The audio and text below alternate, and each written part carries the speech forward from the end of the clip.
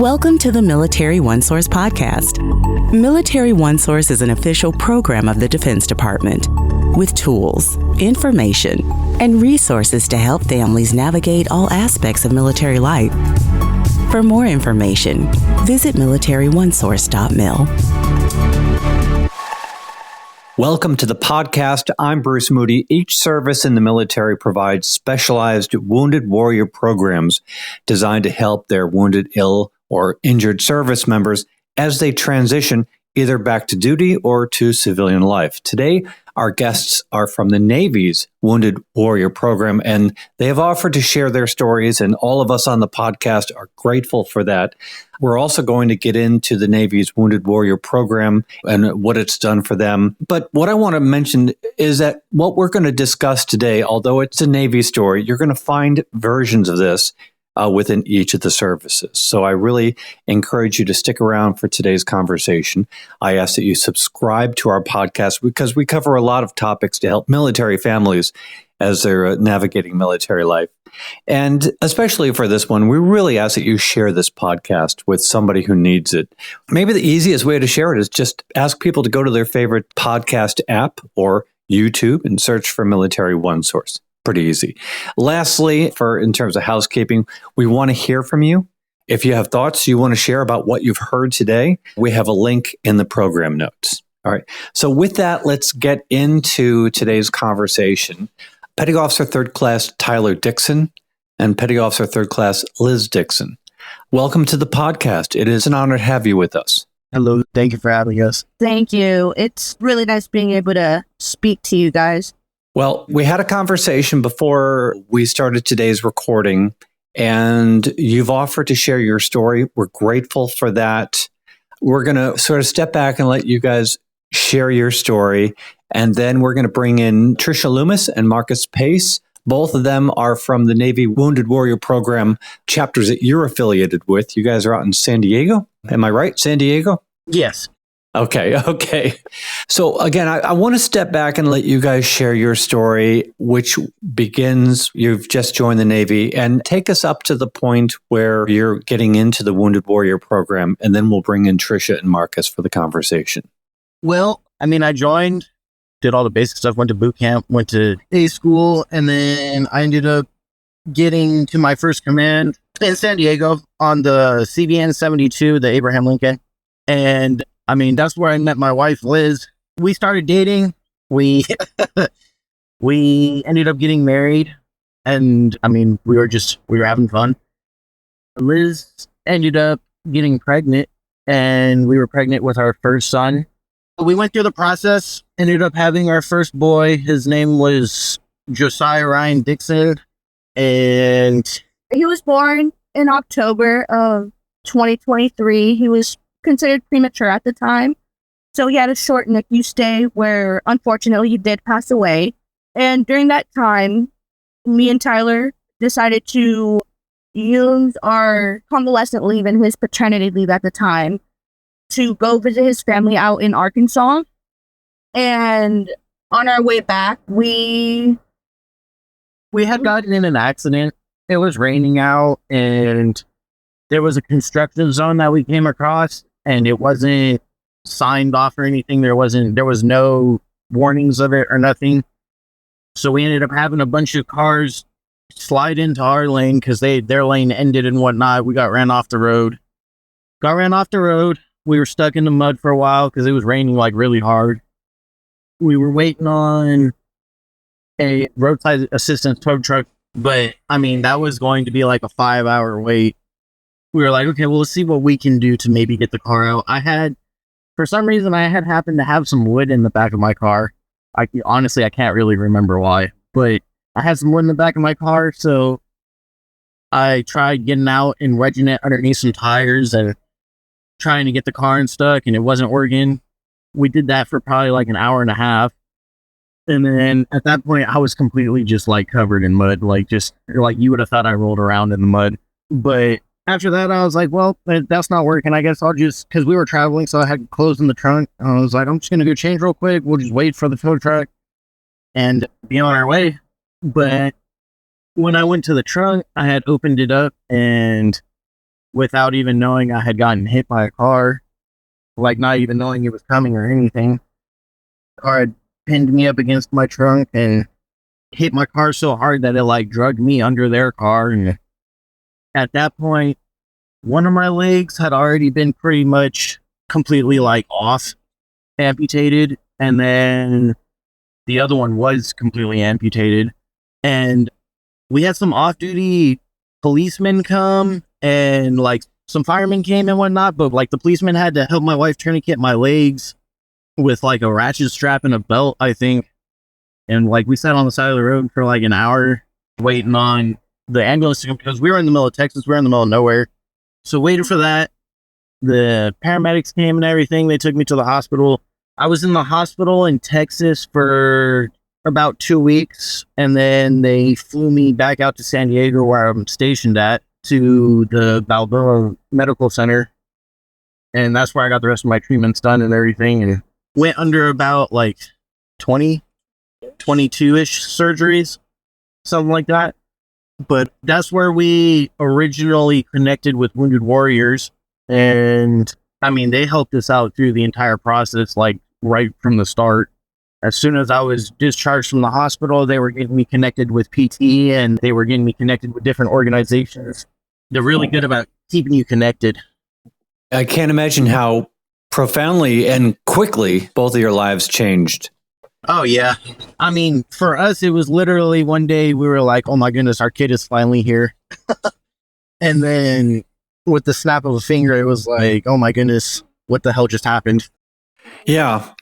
And I do have to say, it's not always easy, and it's a bit awkward to be sharing it on a podcast. So I really appreciate you kind of sticking with the program and being with us to share what you've been through. And of course, a lot happened. Everything is new at that point, and you're going through a lot. What did it feel like? What was this new course of life like for you? I mean, it was very hard at first. I'm not going to sugarcoat it. It was horrible at first.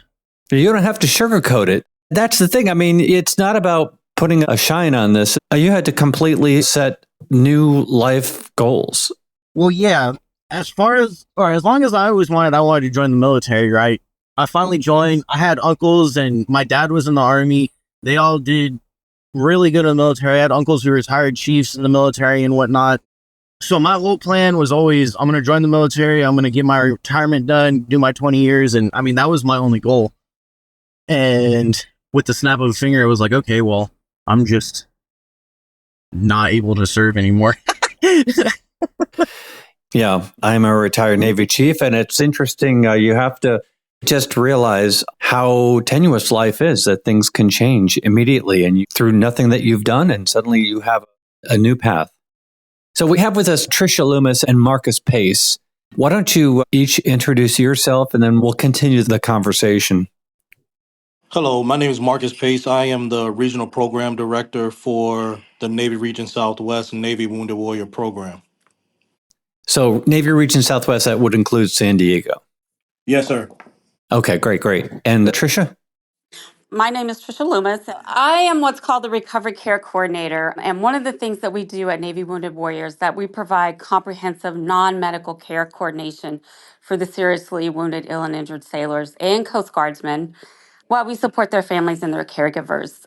We kind of guide them through create a comprehensive recovery plan and for all of their non-medical needs throughout the process of their individual recovery, rehabilitation, and eventually their reintegration.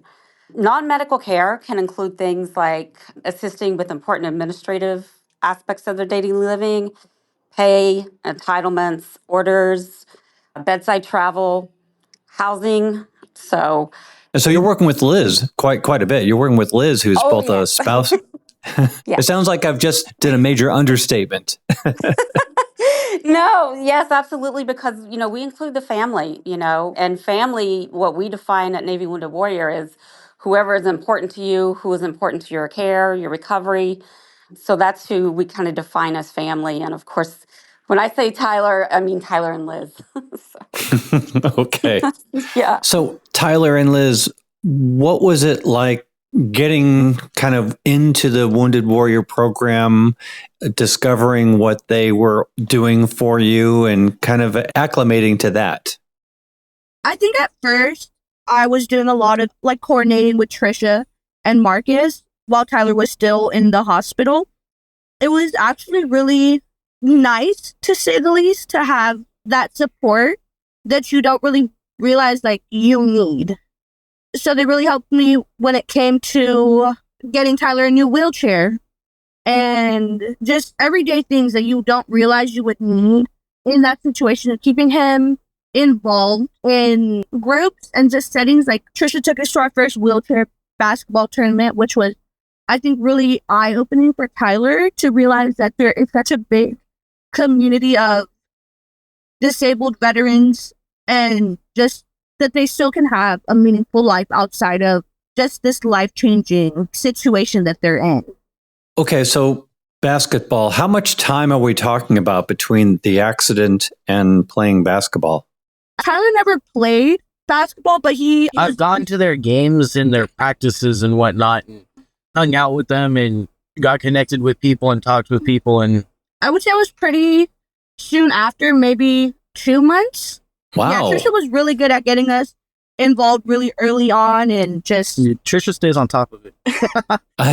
I'm getting the impression. I mean, the list of things that you have to concern you with is suddenly all brand new. So they're helping you figure out all your logistical challenges while also looking after your emotional well-being. Yes, definitely. So what did that look like, sitting down with you and kind of going over all of the various programs and resources for you and Tyler? I mean, at first, truthfully, it was a little overwhelming because you would never realize that there's so many different programs that you could join. And at a certain point, it's like, oh my goodness, like, which one do I pick? Because there's so many of them. They have archery and shooting and golfing and basketball. And I mean, the list goes on. So how do you end up choosing one activity from another?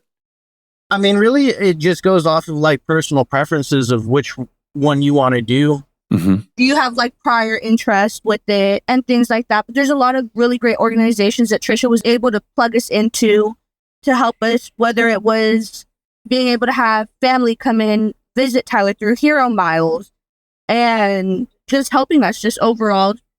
This is a journey that you're both on. I wonder if you have specific areas that you would point to as some of the hardest parts and maybe some of the parts along the way that surprised you the most? I think for myself, also being an active duty service member, I didn't realize how much I would have to worry about going back to work and doing all these things while I was trying to care for Tyler, and obviously taking him to and from doctor's appointments, to and from PT, and all these things he needs to get done. And I think Wounded Warrior, Tricia, she knew a lot of the routes I needed to take, a lot of documentation that I needed, and she helped me get that from his doctors and his providers to be able to get me almost like a work exemption while still remaining active duty. So I would be able to care for Tyler and not have to worry about having the Navy as my first thought. Tricia and Marcus, either of you, with your side of this process, what are you thinking as you're seeing a young couple in a totally new world with a ton of questions and not even knowing half of them? What do you see you as needing to do with them at that point in their lives? I think initially in getting the case, and Tyler and Liz will tell you when I first met them, my first thing is to encourage them, and I know it's a dark season in their life, to encourage them that, I've been in this business for a number of years, and the joy that we get is seeing them from a place of despair and we get to go with them on this journey to doing great things. And so initially upon seeing them, that's what I told Tyler, is that I know it looks dark right now, but I can testify, if you will, that we are going to go on this journey and you're going to go and still do great things. Like, life is not over. So, and then we start to address whatever needs that they have, the most important needs that he and his wife may have at the time. And we get to work.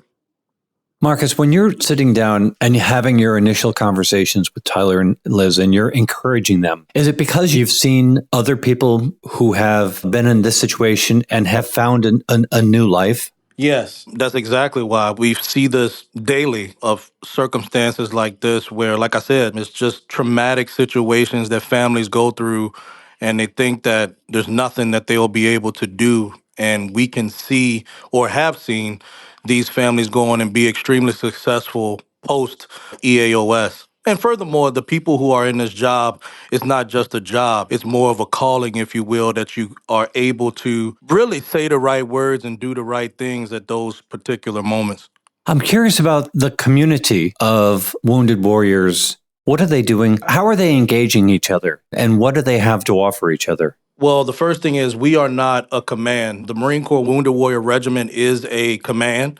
We are different from that in that we are a program which we provide non-medical resources to service members who most are on limited duty or in a medical board process, but they remain at their parent commands. So they're still actively employed and doing certain things. But we take advantage of, like we did or Tricia did with Tyler, is getting him out amongst people who are in similar situations so they can kind of speak life into his circumstance to know that, hey, there's other things you're going to be able to do. And like Liz said, that life's not over for you just because this traumatic thing has happened. So we use these adaptive sports and other organizations to kind of rally around these members in the immediate to kind of show them that. Tyler, your family has traveled thousands of miles to be with you, and you've had support from programs like Hero Miles and Navy Wounded Warrior. What did it do to make a difference in your recovery? Oh, it helped out tremendously. I mean, we don't have very much family out here. The family we do have, they live far away, so it's hard to get assistance, but with Wounded Warriors and them being able to get my family out here, and whether they were staying with us at our place or they were getting a hotel, they were able to come out here nonstop and help me and Liz emotionally and physically. I mean, they helped us just adjust. Wounded Warriors was able to get them out so much that they were able to help us adjust to this new life and figure out what we need to do and where we need to go and get a new routine, you know? Well, where do you want to go? What sort of goals are you setting for yourself? Well, as of right now, the only goals right now is Liz is pregnant again. Oh, congratulations. Thank you. So baby is due in June. So the goals right now is get baby home, get baby healthy, safe, and keep working on getting my prosthetics. That's wonderful. So dare I say there's optimism in your future? Yes. Yes, definitely. And so what does it feel like to go from the accident to a point in your life where you have optimism, you have a baby on the way, you have family, and you have a community of people to help you with your next stages? What does that feel like? Truthfully, it feels amazing. I mean, I'm sure you can ask Marcus or Tricia or Liz or anyone who was around me when the accident first happened. I was not a very happy person. I tend to be a very big jokester and laugh around and whatnot, but at that moment in time, I was not a happy person at all. But at this point, I mean, we've gone a year and some change now, and yes, it sucks, but life does move on, and we have good things going for us, and it definitely gets better. Trish and Marcus, how does that resonate with you? Is that par for the course, or is it special in and of itself? Or what does it feel like to you guys? Oh, it feels amazing. Markins, he mentioned being joyful. It's just such a joy to be around them. They are just incredible. That was one of the things that, when I first met them at bedside that I noticed is that, one, they're so young and they've had this horrific thing happen. It's one of the darkest times in their lives. But yet they're surrounded by their friends. They had several friends that were in the hospital room with them. And their love, you get to see that, experience their journey along with them, beside of them, helping guide them. For us at Navy Wounded Warrior, here in Navy Region Southwest, we are pretty much all veterans or family members of veterans. And so it's deeply personal for us and meaningful, to be able to provide, some advocacy and some support and assistance, while they're going through their situation. And we're so proud of them too. We are extremely proud of, like Tyler said, he wasn't in the best space when he was in the hospital. And just to see the smile on his face, when he got his own first wheelchair, I mean, that just meant the world to us. I think we were all in tears. So, and with Liz, the news of the baby, I mean, we're like proud, aunties and uncles over here. So, Lovely. Yeah, beautiful. Everybody on the podcast is just so thrilled to have you on the program. We're so grateful. We just want to say thank you. Liz and Tyler, I want to give you the last word, and I'm not even sure what I want to ask you to say, except to say that I just encourage you to share your thoughts with, well, if you were to talk to a young couple in any service, if you were to talk to a young couple in the military, looking forward to a life in the service and making goals, what would you say to them? Well, for starters, I would definitely say, I would compare it to mine and Liz's situation. We had met and we had started dating. We had dated for a couple months and then got married, and everyone was saying that it just wasn't going to work out, and, you guys aren't thinking and whatnot. But we knew what we wanted. So, if you're a young couple that's in the military and people are telling you that, I would definitely say block all that negative energy out. I would say it's definitely possible. Before everything happened, we were a dual military station near each other. I feel like sometimes it's scary knowing that you guys are going to be on deployment at the same time in completely different areas and things like that. But it's a commitment, as it is any relationship, even outside of the military. And you can definitely make it work. And, if God forbid you're ever in a situation like ours, it definitely gets better. And you have so many resources that can help you and guide you, like how it guided and helped Tyler and I. If you're someone that, God forbid, gets put in a situation like I did, I would not skip out on Wounded Warriors. I definitely had doubts about it because I didn't really think there was anything that could help out my situation, but they have completely proved me wrong. Your perspective on life and your perspective to dealing with changes in life is so powerful. And I hope that people are listening and they can think of somebody to share this conversation with. I really encourage that. So to that, I just want to say, everybody, thank you for being on the podcast. Again, we're all grateful for you sharing your stories and your time. Thank you for being with us today. Of course, thank you. Yeah, thank you guys so much for having us and allowing us to share our story and experience through your podcast.